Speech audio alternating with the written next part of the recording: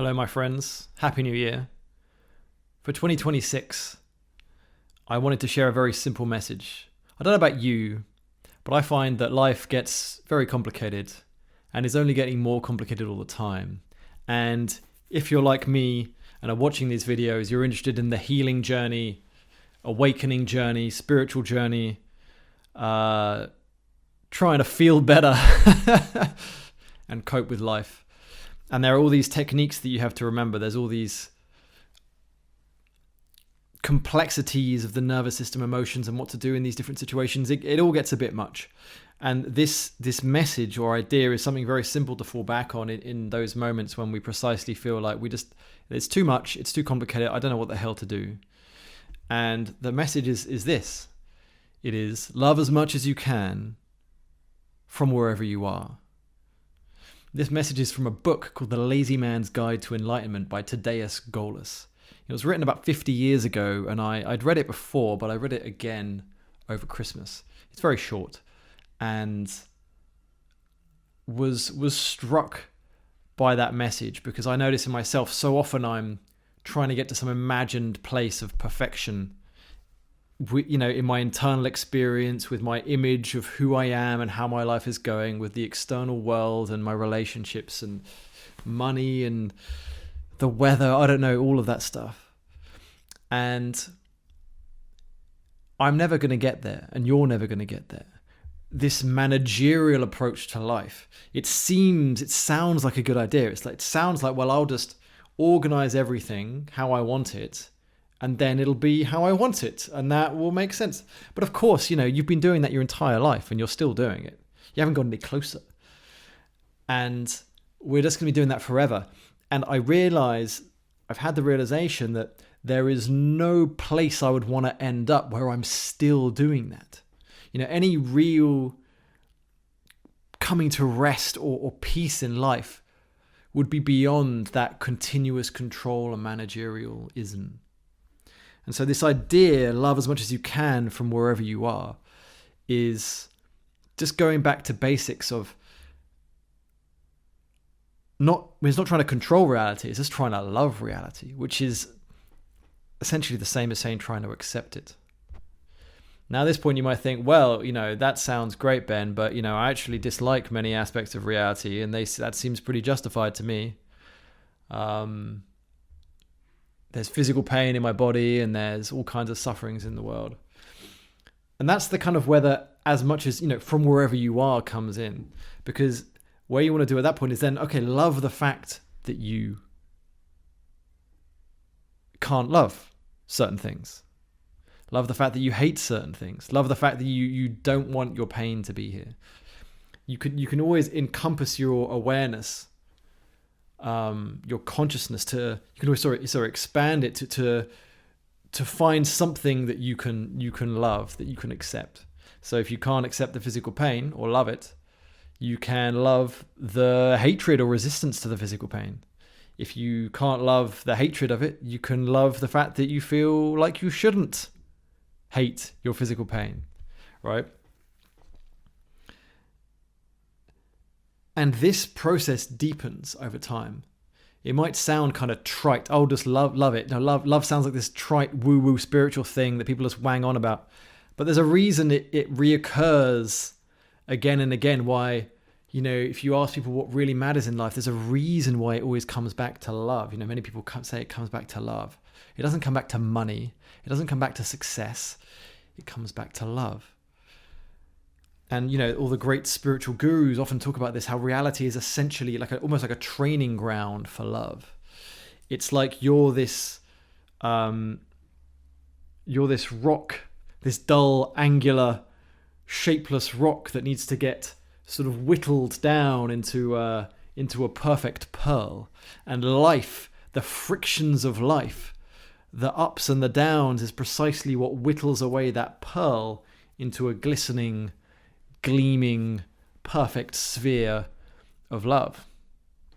This process isn't fun always, but it is beautiful. And it takes the pressure off to have to get somewhere, because that's always what the pain is. It's like, okay, I've got these difficult feelings. How can I get rid of them? Okay, I was like, my life isn't where I want to be success-wise. How can I get there? But if you're just loving where you are right now, you don't have to get anywhere with it, right? And you notice this deepens, and of course that's actually, if you feel into it, that's actually what you want. You want to be free of the feeling like you're continuously trying to get somewhere and striving and straining. That's agony. And the only reason we indulge in it is because we think we're eventually going to get we are actually going to get there eventually. We're convinced that we are actually going to make it. And we're not, at least not that way. Right. There's another sentence he has in the book. It says, "Go beyond reason to love. It is safe. It is the only safety." So let's unpack this a bit. Go beyond reason to love. So reason is the mind, the controlling, the managerialism. To love. To loving what's actually so. Because also in a certain sense, reality only is how it is in this moment right now. There's nothing else. You can either love it or hate it. And if you hate it, you're going to be suffering. If you love it, you'll be in heaven. It is safe. Yeah, it feels scary to love what's happening now, because it's the ego mind comes in and goes, well, if I love what's happening now, that means I'll be stuck here, because say you're in a tricky situation, or you might have a lot of trauma, and the body's feeling very shut down in a lot of pain. I'm not suggesting that you should be condemned to some painful state forever, but what he means is it can feel very unsafe to just try and move towards accepting the moment as it is, because it feels like if I do that, then I'm going to be stuck here forever. If I'm not striving continuously, consciously, then I'm never going to get there to that magical there where this will be different. And it's, again, on paper it makes sense. In practice, it doesn't work. In practice, you've got to do the counterintuitive thing. You've got to do it backwards. It's very counterintuitive, but it works. If you actually focus more on loving what's here, then it starts to change. So if your body's shut down and you love that shut downness, you listen to it, you bring it what it needs, you spend time with it, you be present with it, it starts to shift and unfold, right? And changes. The same with, if you're worried about your job, you need to earn more money, right? To look after your kids. That's reasonable. You're like, what's all this nonsense of loving the present moment, Ben? How's that going to help feed my kids? I need to strive and strain. Well, if you get present and love that fear, that anxiety, or the fear and anxiety you have around money and your kids, that again, it's in the loving and acceptance of it that it starts to dissolve. And then you're free of, you get more and more progressively free of that fear and anxiety, which frees up a lot of energy, which spontaneously and naturally will go into whatever you need to do. Your body is not just going to fall asleep. It's not just going to smoke a load of weed and binge on pizza all day. If you're suddenly feeling more free of these fears, it's going to do what it needs to do, but in a more spontaneous way. It is the only safety. That's like the last bit of that, which I like. It's a really important little addendum he adds. Again, there's kind of this idea that we have the managerialism and the control is the safety. That if I can accumulate enough friends and money and status and my CV is long enough, whatever it might be, then I'm going to be okay. But this sense of insecurity is interior to us. It's got nothing to do ultimately with the outside world. We carry the unsafety in our body, in our soul. And it's through loving that unsafety, heading towards it, that transmutes and changes. So it's only really in receiving the unsafety at the level of the body that felt sense of unsafety we have at a deep level starts to actually change. Because again, can you see how if you're carrying this core sense of unsafety in your body, if the numbers change on your bank account, that doesn't actually change what's going on inside at all. If the number suddenly drops to 0 or minus 10,000, I appreciate you might get a sudden jolt, like, oh!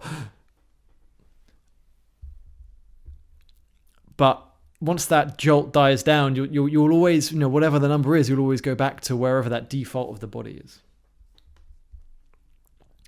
So again, a fun little reminder that when you're not sure what to do, you can deepen and deepen more and more than you'd imagine into love as much as you can from wherever you are. And deepening into that love is actually, if you investigate it, what you really want.